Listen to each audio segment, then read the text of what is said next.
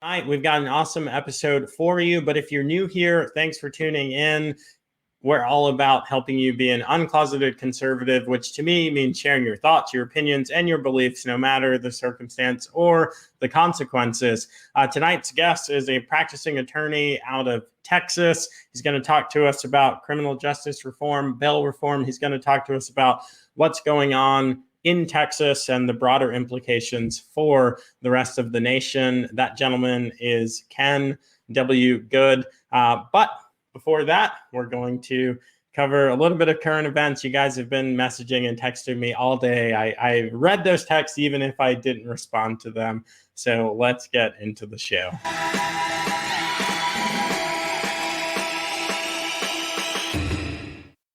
You know who is a lawyer? Ken W. Good. He's our guest. And, not making Ken talk about COVID, but we are going to talk about criminal justice reform. So, Ken, how are you doing, good sir? I'm doing well. Thank you for having me on your show. It's been a lot of fun so far, just talking to you as we were getting Yeah, I've had a good time as well in the green room, just like real green rooms. They're not green, it's red or white or whatever. So Ken, tell us about you, what you're doing in the state of Texas, and why you're speaking out about what's going on in the bail bondsman world with the law there and with criminal justice reform more broadly. Well, as you've mentioned, I've been an attorney for almost 30 years. I specialize in the area of bail law, bail bond law, or regulatory statutes regarding bail. I've been doing that for probably 20 years of the 30 years I've been an attorney. What we're going to talk about today is, something that we've had to, as an industry, to become experts about, and that is the laws that impact us, because of, it seems like it's become very political. And so we have reforms that we don't really agree on. We can't agree as whether they're working or not, because we have different political perspectives that are brought into the debate. And so we've had to become experts on what works and what doesn't work. And we've had to show that to politicians as we've gone around, like in Texas, because our friends on the other side just will not agree that their reforms that they try out are not working, even if they're not working.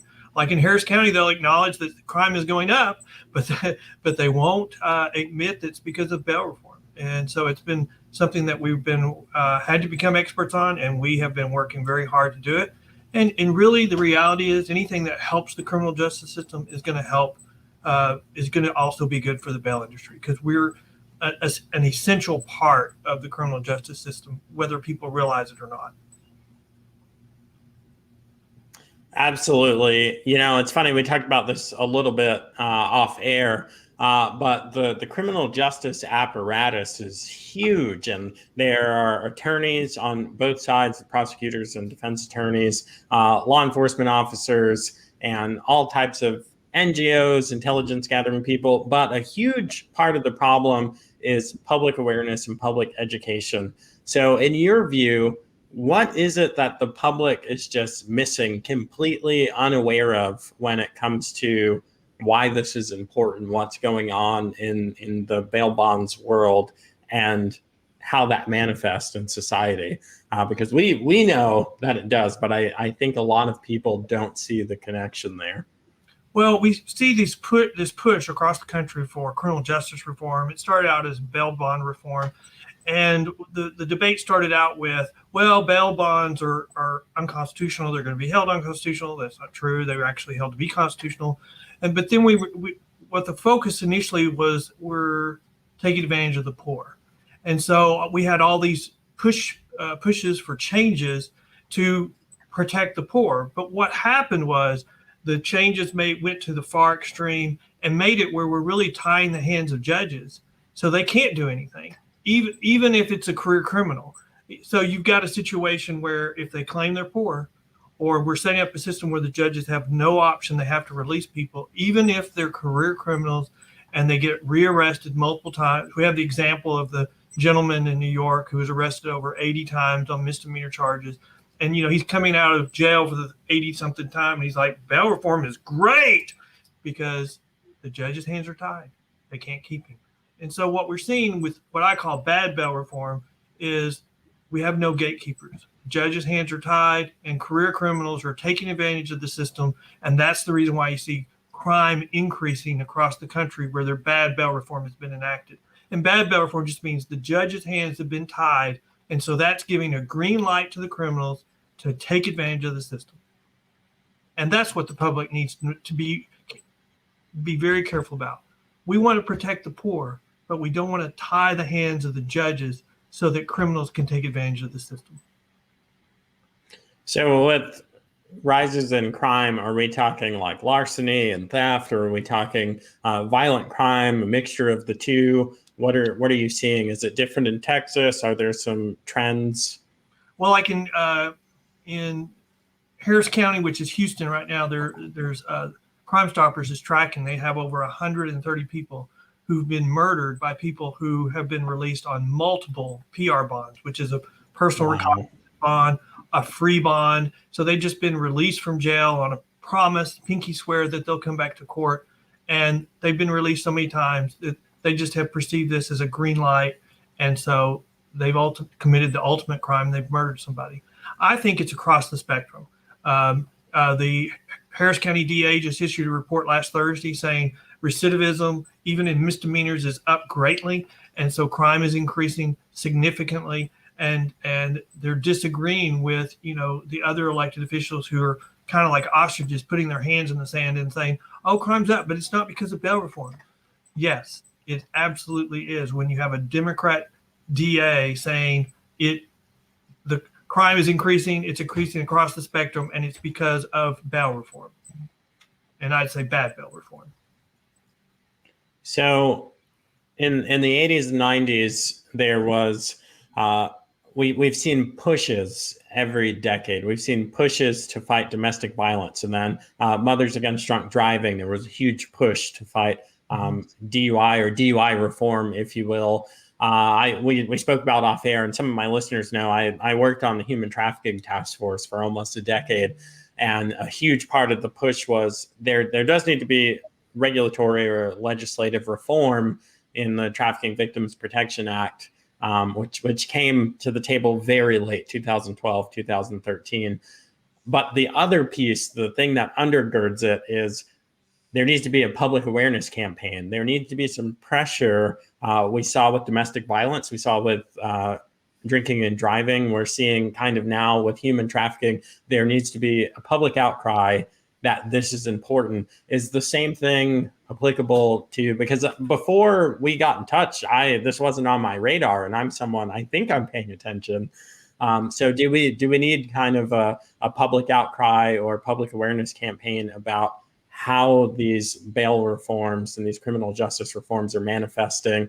And probably if there could be some research done, how that connects to rises in crime. I think we're both on the same page that there's a definite relationship there.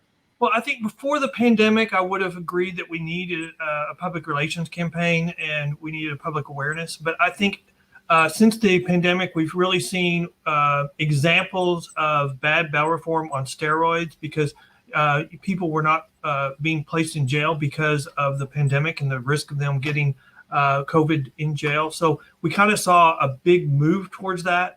But also we saw New York enact simple release, which is, the answer for the big, heavily populated urban areas. How do we process large numbers of people through the jail quickly and efficiently? And so their response is, well, we'll just simply release everybody. And so New York tried that, devastating results.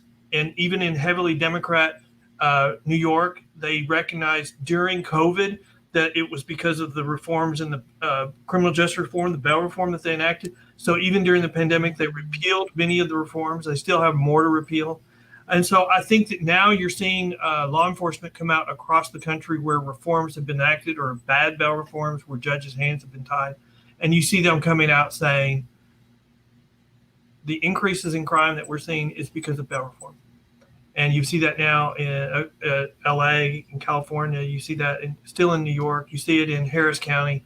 And so I would say you see it across the country where they enacted reform. And in states where they were early participants in the reform, New York, I've mentioned them, but Alaska, they also got terrible results, and they repealed much of the reform that they enacted. So you have legislatures at this point going back and reevaluating what they did and repealing large parts of it. And then probably the biggest impact we've seen is like in Texas, where we just had we've been fighting for bail reform for 6 years, and we just had something passed in the last 2 weeks.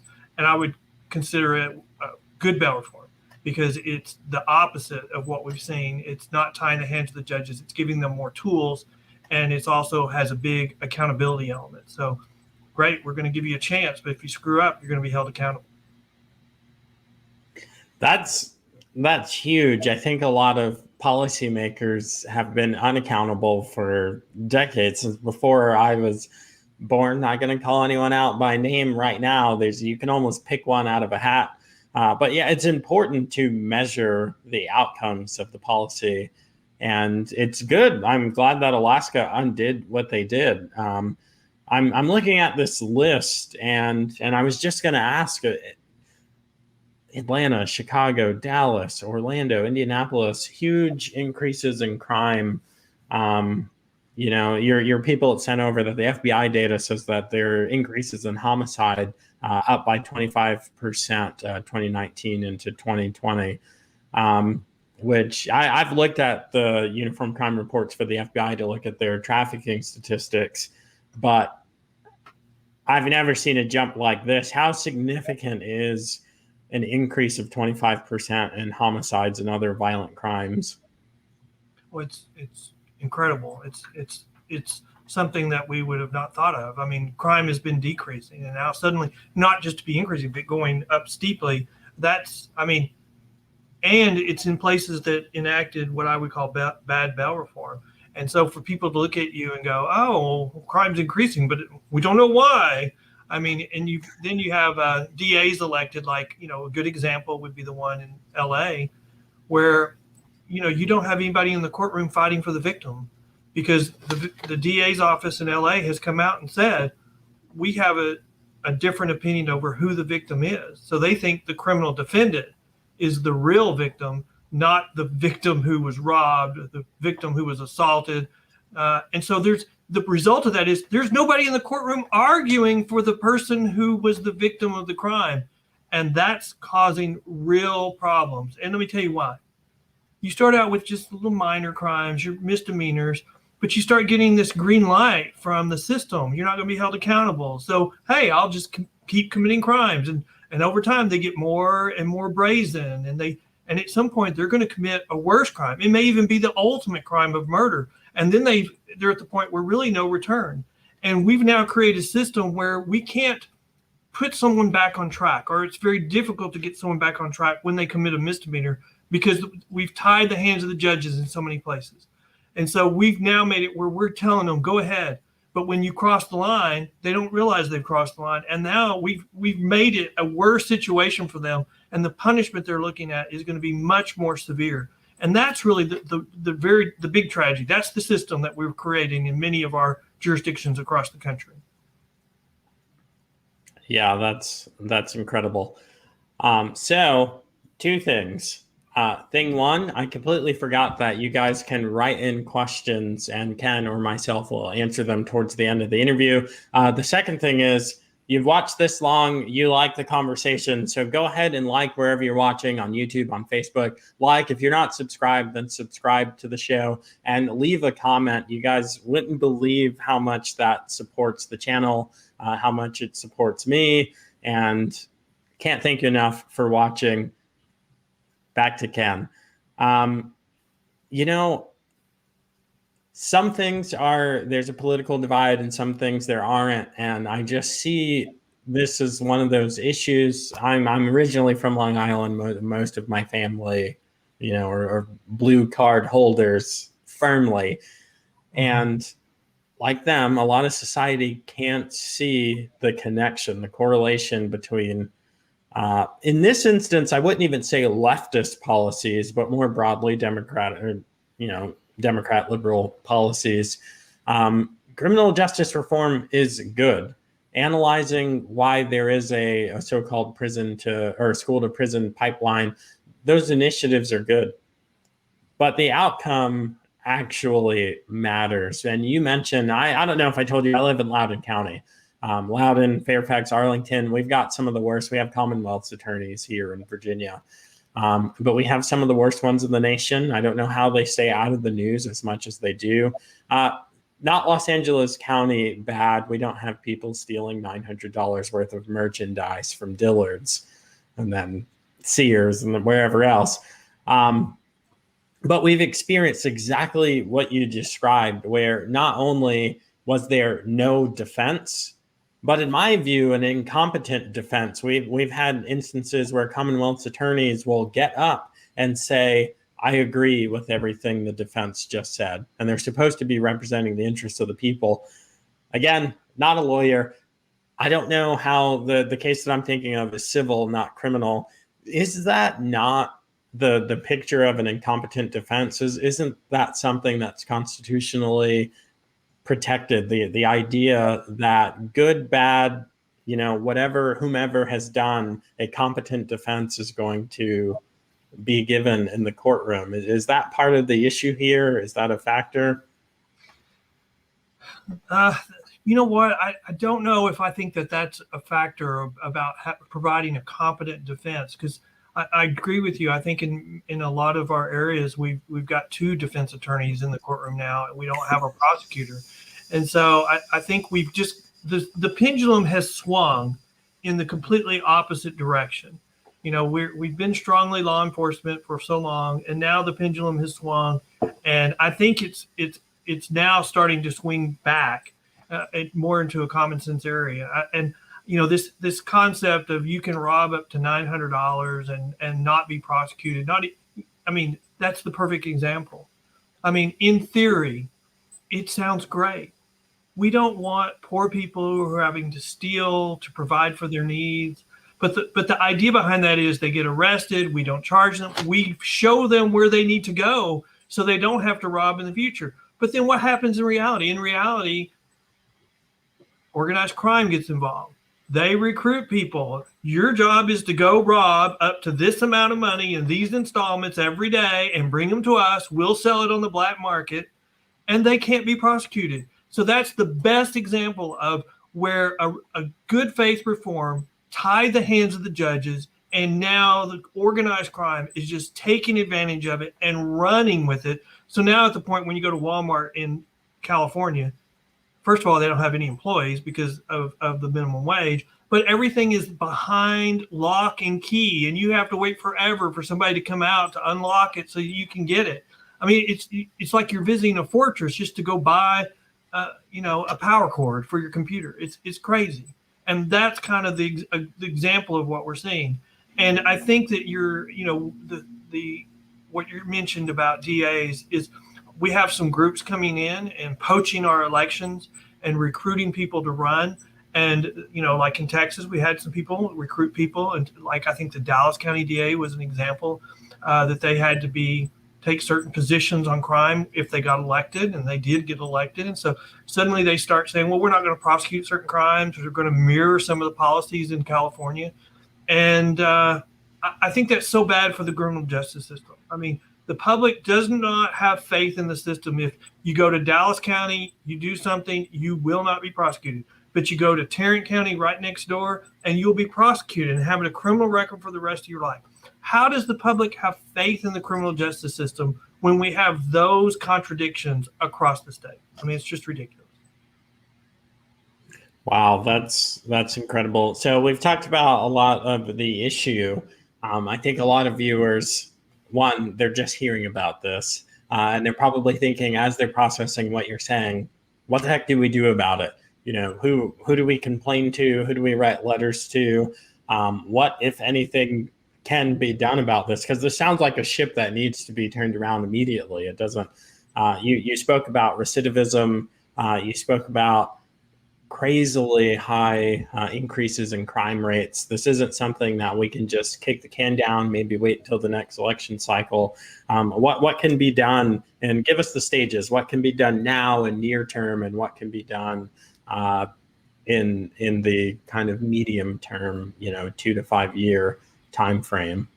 Well, let's talk about how deep this problem is. Like in our urban areas, we have schools that have failed. We have families the family unit has failed. We have drugs that are just running rampant. And we have no opportunities for jobs in the big urban areas, or many fewer opportunities for jobs. And so then we have the protests, if you want to say it nicely, you say the riots from last summer that destroyed even more businesses. So there's even fewer opportunities for jobs in the inner cities. And so now we're throwing in, well, we're going to do reform in the criminal justice system where we're just going to give up there as well. We're just going to give everybody a pass. And, a lot of times the criminal justice system is the last opportunity to get people back on track. And so, what can we do? First, we have to have a strong sense of accountability. We want to give everybody a second chance. But do we want to give everybody an 8th chance, 9th chance, 10th chance? I mean, we've got examples where people were let out of jail once, didn't show up. We call that a failure to appear. They were no accountability, just released again. And they're up to the point where there's 7, 8, 9 times, 10 times where they failed to appear. And the judge just keeps letting them out with a new bond, a PR bond, a free bond, doesn't cost them anything. And so they don't ever realize, why do I have to come to court? Why should I come to court if I'm not going to be held accountable? And so what the public doesn't realize is anytime you don't show up for court, your criminal case has to be put on hold. It has to be put on hold until you come back. And that can be a couple of hours, a couple of days. It can be months. It can be until you commit another criminal offense that brings you back into the system. So we have to have judges that hold you to accountability. And that's the first thing. I mean, if our judges will just hold you to account for your actions. I mean, we want everybody to have, a second chance, but I mean, 5th, 10th, 20th chance. So I think that's the first part. I think training for judges. I mean, we just went through bail reform in Texas. We passed what I consider to be good bail reform. And the number one thing that's important in our bill, and it just makes common sense to the public, is you got to review criminal histories before you set bail. And, a lot of people say, why aren't we doing it now? Well, because we didn't have the technology to allow it. Part of the bill is to set it up so that we do. If it wasn't in the past, if the criminal history wasn't in that county, a lot of times they didn't know it when they were setting bail. Now we have a statute requiring a magistrate to review the criminal history before setting bail. That's going to enable the judge to have a great gatekeeper function. Hey, you have a substantial criminal history. We need to have a closer look on you versus someone never been arrested before, first time offense, a minor crime. Well, shoot, you need to go home. But we get all these criticisms that poor people are sitting in jail. That's not true anymore. That's a talking point from our friends on the other side. Harris County DA said with COVID, their jail is completely full, but it's completely full of dangerous people who do not need to be released back into the public. And the problem is we still have more people that need to go into jail if we're going to have an accountability element to our criminal justice reform. And so it's going to get worse before it's going to get better, because people have to realize, hey, if I don't do this, I'm going to be held accountable. And we're going to have to hold them accountable before people start realizing, okay, I need to do this. Man, so many things. I don't even know which direction to tackle first. I think the government does, just like you said, the government has a responsibility to keep citizens safe. And it makes no sense to let out a violent criminal, to let them out of jail, let them out of prison, let them out of wherever they're incarcerated because of COVID. And I know COVID's dangerous. Well, we'll see that COVID's dangerous, but so are these criminals. And we're not talking about, someone that did a joyride or someone that is a, pickpocket or whatever, but we're talking about violent criminals. They shouldn't be let out of jail because there's a virus. There's always flu. There's always some sickness going around. This isn't the world's first rodeo with illness. So that's not a justification to get rid of incarceration. I just think it's nuts. But the other thing that was shocking to me, and you said it a while back and you said it again, just the idea that judges' hands can be tied. You mentioned training for judges. What what kinds of things can judges do either from the bench or maybe in their professional organizations? I don't know if judges have lobbying interest. I'm just ignorant there. But what's the guidance there? Well, this is such a political issue. We do not have agreement. I mean, attorneys, I think we have an ethical responsibility to agree on what the law is. Now, we can argue the facts and we can say, oh, well, this case should be distinguished because of this reason. But we have an ethical responsibility to at least agree on what the law is. Well, this is an area where we won't agree. And it's ridiculous that we won't agree. And the best example is our friends on the left say, well, Bell's been held unconstitutional. Well, that's not true. Bell has been held constitutional. They're actually misrepresenting it because some, like the Fifth Circuit ruled that Harris County's bail system, because it didn't provide certain procedures, violated procedural due process, which is something completely different than substantive due process. Substantive is whether it's constitutional. Procedures is whether you have sufficient procedures in place.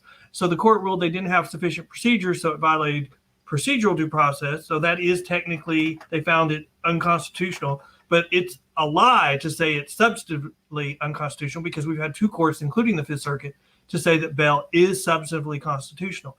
And so we have, I've had a judge tell me, well, bail's been held unconstitutional. Bail schedules have been held unconstitutional. And I'm like, no, they haven't. And, we were talking in the green room about, we're bondsmen, or I'm a bondsman's attorney. So sometimes we have less credibility. And when I'm looking at a judge and saying, Judge, you're wrong, he's like, you're just a bail bond lawyer. What do you know? What do you know? Well, no, this is an area of the law that we've become very sophisticated experts. And when we say that bail's been held constitutional, we can cite to you both the cases that have done it, and we can even tell you where they're misrepresenting the law. But the problem is you've got judges, we've got to make these changes. We got to spend this tens of thousands, this hundreds of thousands. Harris County spent $100 million to make changes they never needed to make. And they're saying, well, we have to because bail's been held unconstitutional. So the problem we have is we can't even agree on what the law is. We can't, and that even among lawyers, there's misrepresentations because it's become that political. And until we get to the point where we can at least agree on a basic concept, hey, let's look at this and see if it worked. What we just did in Texas is a good example. Our friends on the left will say that's an example of bad bail reform. And we're like, this is great bail reform. It has accountability. And we will say that everything that's in New York and what they attempted in California is examples of bad bail reform. And they'll, oh, are you crazy? And the reason why is because they have a difference of opinion of who the real victim is. They're looking after the criminal. The criminal needs extra protection. So we need to tie the hands of the judges so they can't keep poor people in jail. We're not keeping poor people in jail. If you've got a criminal history, your ability to pay is no longer relevant. Your risk to society should be the number one factor. And we have cases that say that. Or say that if they're individually magistrated and bail is set at a point where they can't afford it, that is fine. But then we have people saying, well, ability to pay, you can't judge set a bond higher than their ability to pay. And we've got judges who think that across the country, and that's not the law. And people will say, I'm absolutely lying right now for saying that. I can't wrap my mind around that because it's not, people say it's because of race, it's because of age, it's because of class, it's because of where the defendant lives or brought up, where they're from, whatever. And as far as I understand it, and you'll definitely correct me if I'm wrong, the only factors in determining how the bail is set is the egregiousness of the crime. Is this a manslaughter or is this a serial killer, and criminal history? And isn't that the same among all ages and all demographics and all races? Well, in Texas, we have 1715 of the Texas Code of Criminal Procedure, which sets out 5 or 6 factors that the judge is supposed to review in setting bail. One of them is the seriousness of the crime. We're just added criminal history that goes into effect January 1. But ability to pay is one of the factors. But, as the Fifth Circuit said, it's not the only factor. And where our bail reform is tying the hands of the judges, they're making that the only factor. Like in California, they got a bill pending right now where they're saying if they say they can't afford a bond, then you have to release them without a bond. That's crazy. If you do that across the board, you're doing that for poor people, you're doing it for non-poor people, you're doing it for career criminals. And that's the problem. You're now allowing the criminals, or I would say the chickens, to run the chicken coop. So I want to shift back to the increase in crime for a second. So it seems that they're lobbying interest here. Some people are blaming it on COVID and the pandemic, which if that were the case, we'd see increase in crime nationally, not just in a particular state or nation. But we're blaming so many different things. We're blaming COVID. We're blaming defund the police movements. We're blaming criminal justice reforms or bail reforms, and all of these different types of terms. In your view, what's the real culprit? Why is this happening? Is it a combination of all three or four elements, or are some of these things red herrings and there's really kind of a singular thing going on? Well, I think that the major cause of this increases in crime is that they're in our urban areas. And this is not, I don't believe that, I think the misrepresentation that this is a racial issue. It's an urban area issue where you have high population, and how do you process those people quickly and efficiently through the jail? And that's what the urban areas are struggling with. And I think we're creating chaos because we can't figure out a way to efficiently and economically process people through the jail. Historically, we've used bail schedules. People who can divert away because they can afford it, do that, and then the system is left with who can't afford it, and they can concentrate on them. Well, the litigation said, oh, well, we don't like bail schedules, so we got to figure out something else. So that's how Harris County, New York, and then California tried, well, we'll just simple release everybody. Well, if you're just simply releasing, like in Harris County, you don't even see a magistrate for certain crimes. You just released on a PR bond for $100. There's no gatekeeper. There's nobody looking, hey, you've got a substantial criminal history.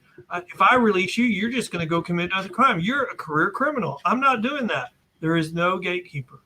And so I think what you're seeing across the country is an inability to address the central issue. How do we press this large numbers of people through the jail costly and efficiently, cost effectively and efficiently? It's not being done. It's not being done anywhere because what we've historically done is a bail schedule, and suddenly these big urban areas have decided they don't like that because of this litigation. Even though litigation has said they're constitutional, they can be used as long as you have procedural safeguards. And that's what the Texas statute, our bill, just did. It enacted or authorized bail schedules, and it set out the procedure set out by the Fifth Circuit so that we are guaranteed, that are ensuring that we're constitutional. But you'll have people say, oh, we can't, you follow that. That bill is unconstitutional because it allows bail schedules, and the Fifth Circuit held bail schedules are unconstitutional. That's absolutely a lie. But there would be people that would write into this show saying, Ken Good's a liar for saying that. That's where we are. Well, they probably will. And that email is not ask@thejoemoblyshow.com. That's like, no reply at Google or something. That's where you email those questions. So, this is the juicy question that people want to know. Because these things are politically divisive. They are. We can't pretend that they're not. I don't know if you even have a reason, but what possible reason? This might be pure conjecture, but why do they do this? What can we possibly hope to gain from allowing career criminals to continue their profession? That's why we're seeing people with 30, 40, upwards of 80 charges when they finally, commit what we call a serious crime and go to prison. What are the policymakers thinking? What are they trying to accomplish? What are they trying to do to these major cities? This is a question that I have thought about long and hard, and I do have a theory. And my theory is, every national election, 6 months before the election, there is some big scandal. We have protests. And I believe that, originally it was started as a way to increase certain segments of the population to come out and vote, because people come out when they're angry. But the problem was we had politicians making promises of certain things, and then when the election was over, they didn't do it because it was just to get people out to vote. Well, their supporters listened, and they created a mob, and now they've lost control of the mob. And the mob is now electing people who are not only making the promises, who are following through on the promises, even if they make no sense.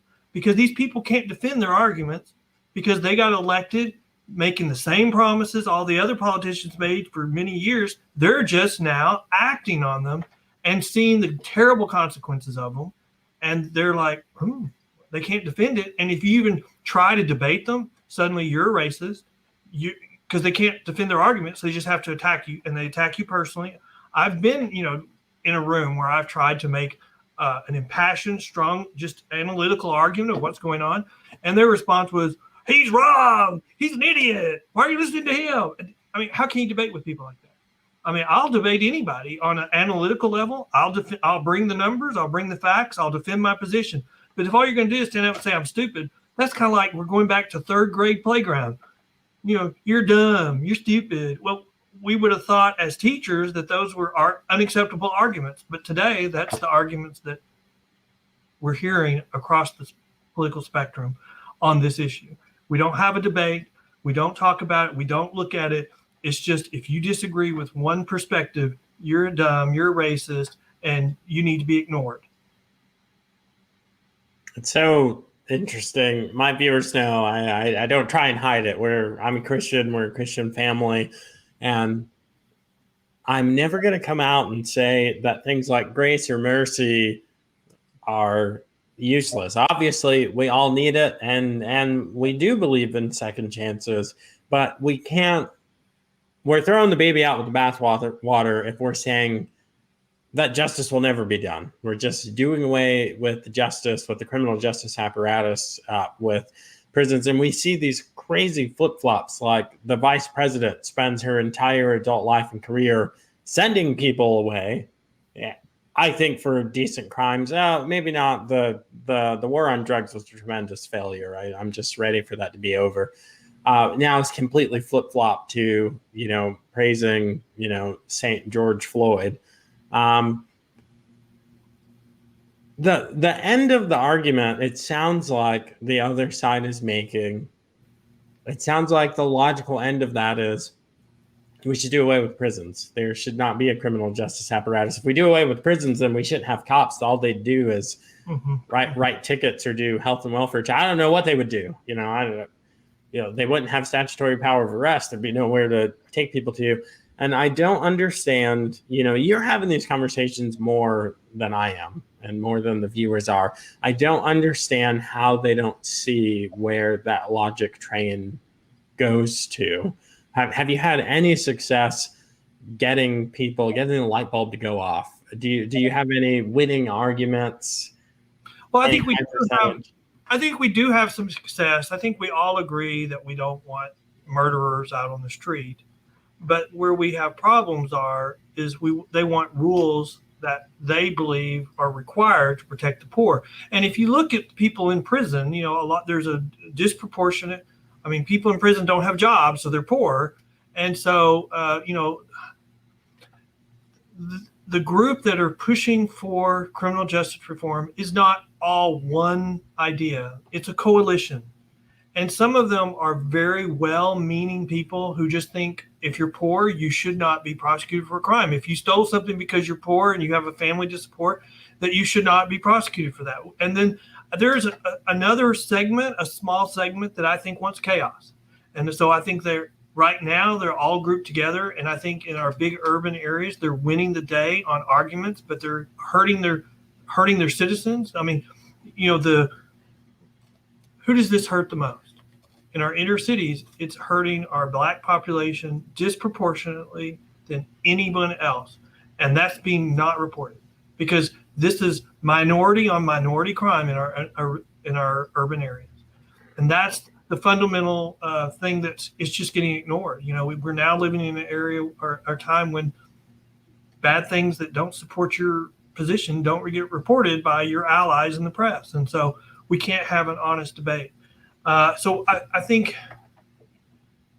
look, the way we win the fight is one person at a time. And, I'm more than willing to talk like I am with you. I'll meet with anybody. And in fact, I encourage, let's have a debate. Let's get somebody from the other side. Let's make them defend their position. But the problem is they can't, in my opinion. And so they refuse to debate us. So we have to win this fight one heart and soul at a time. Absolutely agree. We want to give everybody a second chance. We believe in redemption. But, we also look at the Bible. The Bible says we're all sinners until we're saved by grace. And so if you even listen to the Bible, we all have an evil side. And so sometimes the evil side controls, and if the evil side takes over, then we need to give unto Caesar what Caesar and be punished for that.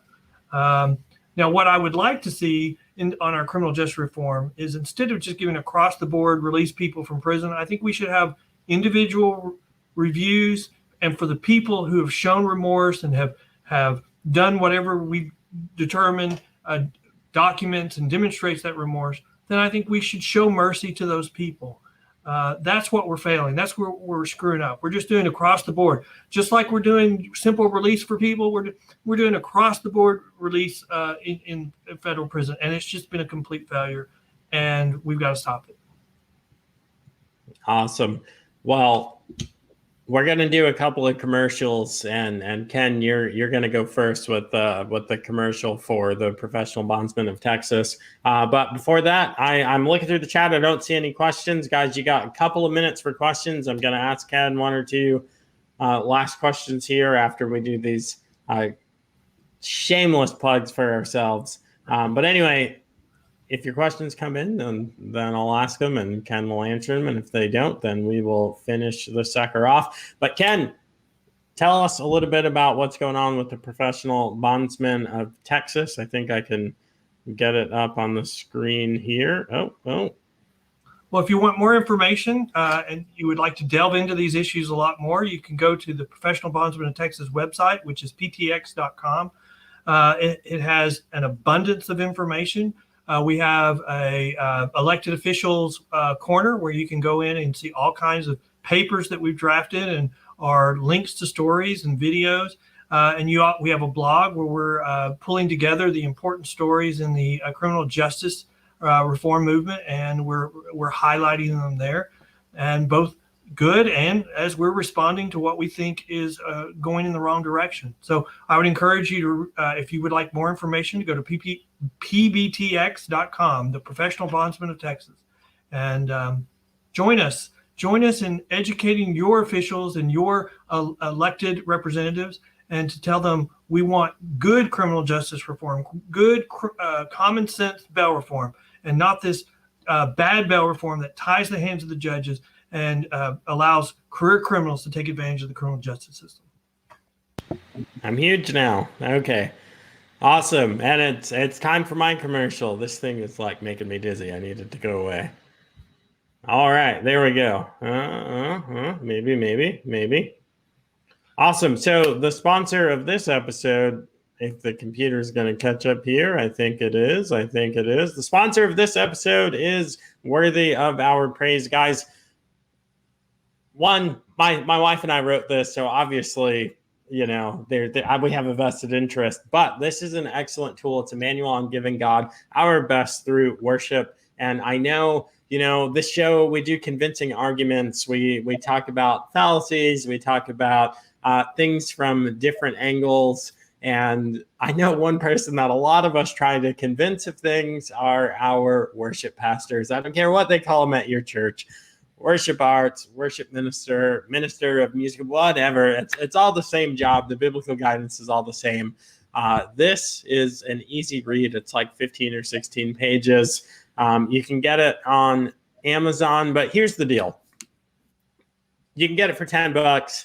You can get it for free if you've got whatever it's called, Kindle Unlimited. But here's the deal. I want churches to have this because, I believe that I believe that we're supposed to be pursuing excellence in whatever our purpose is. And for the people who are staff at the church, they have some kind of calling. And I think these worship ministers have a calling. And I think this is a tool that will help them lead and steward over their ministry better, identify the unique vision that the ministry has. So if you want to get this for your worship pastor, then email ask@thejoemobleyshow.com, and we are just going to give them a digital copy. If they want a print copy, they've got to pay for it. But we are just going to send them a digital copy of this because I want it to have the impact that we know that it can have. We've used it at other churches. So again, the sponsor of this episode is worthy of our praise, Emmanuel, on giving God our best through worship. And obviously, we're honest about the it's not even an affiliate link. I get all the money if you buy it. That's not true. Amazon gets whatever they take. They don't take as much as Google or PayPal. All right, let me check to see if there are any write-in questions. I don't think that there are. Michelle, thank you, Michelle. Michelle says, good job. Last night I got to speak at an event with Glenn Youngkin, who's going to be the next governor of Virginia. That's the guy. But Dr. Ben Carson was there. Candy Carson, his wife, was there. And I was that guy. I showed up with books. I did and got a couple of autographs. But Dr. Carson, he gave a great speech, as he always does. And actually, going back to the beginning, we opened the show talking about the COVID mandates, the Biden White House mandates. And here's the deal. We'll just circle back, as it were, to the very beginning. The idea of mandates is a little un-American, guys. I'm just going to say it. The government's not our parents. I tell my kids, clean the room, take out the trash, clear the table, put the dishes away, whatever. That's how mandates are supposed to work. The government's not supposed to be giving us mandates. That's just not a lawyer, not a doctor, just a Joe Mobley. I've read the Constitution once or twice or several dozen times. So this idea of mandates, I'm sorry. If you're still living your life in that area, and sorry, Ken, I could have taken you off the screen, but we're too far into it now. You're just there. But if you're still... I was just going to comment even during Trump's presidency, we would have thought a declaration of emergency would have been needed to be able to do something like, and that's what Trump did. Here we are, just short time later, and we're now just doing it.